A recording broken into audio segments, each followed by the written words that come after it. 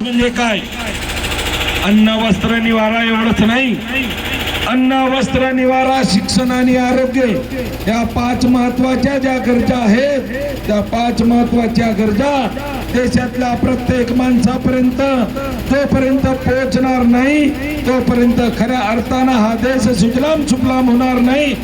त्या काळात डॉक्टर बाबासाहेब आंबेडकरांना वाटलं आणि 2014ला लाल किल्ल्यावर डॉक्टर बाबासाहेब आंबेडकर पंतप्रधान झाल्यानंतर लाल किल्ल्यावर नरेंद्र मोदी पंतप्रधान झाल्यानंतर पहिल्यांदा बोलले की मला डॉक्टर आंबेडकरांना अभिप्रेत असलेला देश निर्माण करायचा आहे आणि ती वाटचाल आता खऱ्या अर्थानं सुरू आहे मित्र.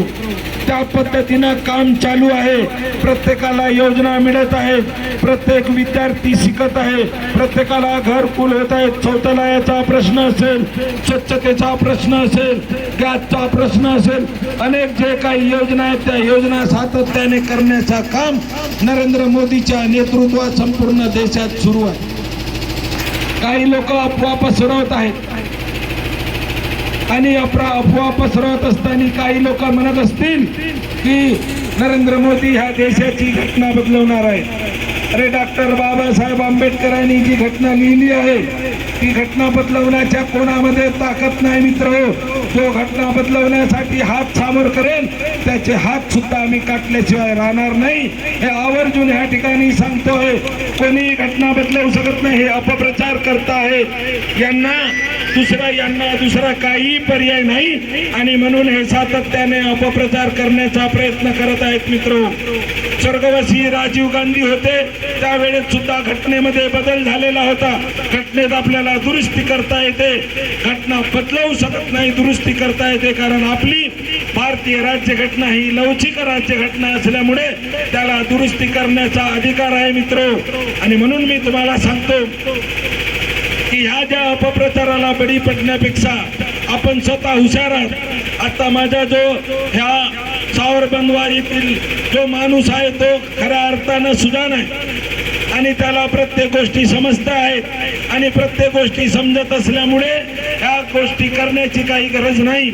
मी तुम्हाला सांगतो, ज्या वेळेस आता नाना पटोले ह्या क्षेत्राचे गेल्या 25 वर्षापासून नेतृत्व करत आहेत आणि 25 वर्षापासून नेतृत्व करत असताना ह्या साकोली विधानसभा क्षेत्रामध्ये जातीपातीचं राजकारण करत आहेत मित्र.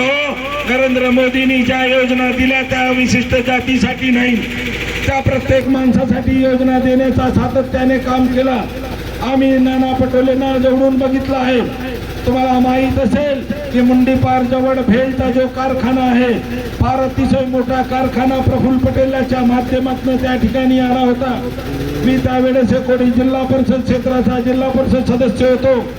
बाळा काशीवार आमदार होते आणि हेच नाना पटोले काँग्रेस सोडून इकडे आले होते. कारण त्यांना काँग्रेस त्यावेळेस ते काँग्रेसला शिव्या देत होते की ही काँग्रेस योग्य नाही, ही काँग्रेस बरी नाही. ह्या काँग्रेसने लुटमार करण्याचा प्रयत्न केला, डॉक्टर आंबेडकरांना पाडण्याचा प्रयत्न केला असे म्हणणारे ते नाना पटोले भारतीय जनता पार्टी झाल्यानंतर माझ्या ह्या भोड्या भाबड्या भारतीय जनता पार्टीच्या लोकांनी त्या नाना पटोलेला निवडून दिलं. आणि जेव्हा त्याला निवडून दिल्यानंतर त्याला वाटलं की ह्या सरकारमध्ये मला 1 रुपया खाता येणार नाही. कारण नरेंद्र मोदीचा नियम आहे ना खाऊंगा ना खाणे दूंगा. आणि म्हणून त्यावेळेस त्यांनी शेवटी राजीनामा दिला. त्याला वाटलं की माझा विकास या ठिकाणी होऊ शकत नाही. इतर लोकांचा विकास करणारी पार्टी आहे, ही नेत्यांचा विकास करणारी पार्टी नाही. आणि म्हणून त्यांनी सुद्धा भारतीय जनता पार्टीचा राजीनामा दिला, खासदारकीचा राजीनामा दिला. त्यावेळेस ज्यावेळेस तो खासदार झाला त्यावेळेस बाळा काशीवार आणि मी, बाळा काशीवार आमदार होते, मी जिल्हा परिषद सदस्य होतो. मी त्यांच्याकडे गेलो बाळा काशीवार सोबत आणि म्हणालो की भेलचा जो कारखाना आहे तो भेलचा कारखाना आपल्याला सुरू करायचा आहे. नरेंद्र मोदीची सरकार आहे, तुम्ही खासदार आहात. त्यावेळेस ते म्हणाले अरे तुम्ही जिल्हा परिषद सदस्य आहात, तुम्ही आता झालेला आहात. मी 25-30 वर्षापासून या साकोली विधानसभेचा नेतृत्व करत आहे. मला माहीत आहे राजकारण कसं आहे. जर मी हा फेल केला तर मग माझं नाव होणार नाही, त्या प्रफुल्ल पटेलांचं नाव होईल. मित्र, माझा हा बेरोजगार युवक हा खाली राहिला तरी चालेल, त्याच्या पोटात जंजीर खंजीर खुपसण्याचा काम नाना पटोलेच्या माध्यमातून झाला आहे मित्र. नाहीतर आज फेल झालेला असता तर माझा जो युवक वर्ग आहे तो खऱ्या अर्थाने त्याच्या हाताला काम मिळाला असता. या ठिकाणी माझ्या आया भगिनी बसलेल्या आहेत, माझे पितृतुल्य मंडळी बसलेले आहेत. प्रत्येकांना वाटत आहे की माझा मुलगा शिकून सवरून चांगल्या नोकरीवर लागला पाहिजे, त्याच्या हाताला काम मिळाला पाहिजे. जेव्हा ती आईच्या पोटात तो बाळ जन्माला येतो तेव्हा ती आई स्वतःसाठी जगणं विसरते, ती जगते फक्त त्या पोरासाठी. आणि पोरगा समजा एखाद्या नोकरीवर लागला तर ती आई 60 वर्ष जगण्यापेक्षा 70 वर्ष जगते मित्र. पण तो पोरगा समजा गावात सावरबंद मध्ये टवाडक्या मारत असेल तर मात्र ती 60 वर्ष जगते, 70 वर्ष जगण्यापेक्षा आपाप नाना पटोलेंनी खऱ्या अर्थाने केला आहे मित्र. हे आपल्याला समजायची आता गरज आहे. हे सांगतात घटना बदलवणार आहेत.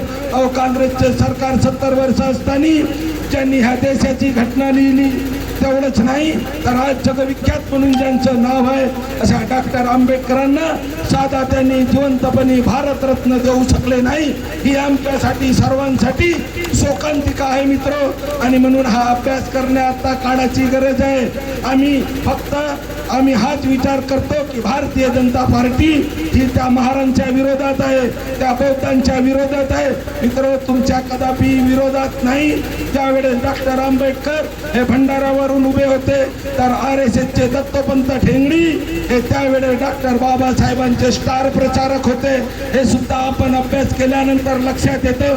तेवढंच नाही तर दत्तोपंत ठेंगडी ज्यावेळेस स्टार प्रचारक होते त्यावेळेस सुनील मेंढेचे वडील बाबूराव मेंढे हे लाखनीमध्ये रायटर म्हणून त्या काळात डॉक्टर आंबेडकरांचं काम करायचे मित्र. ही परिस्थिती जेव्हा आपण अभ्यास करतो तेव्हाच आपल्याला समजतो आहे.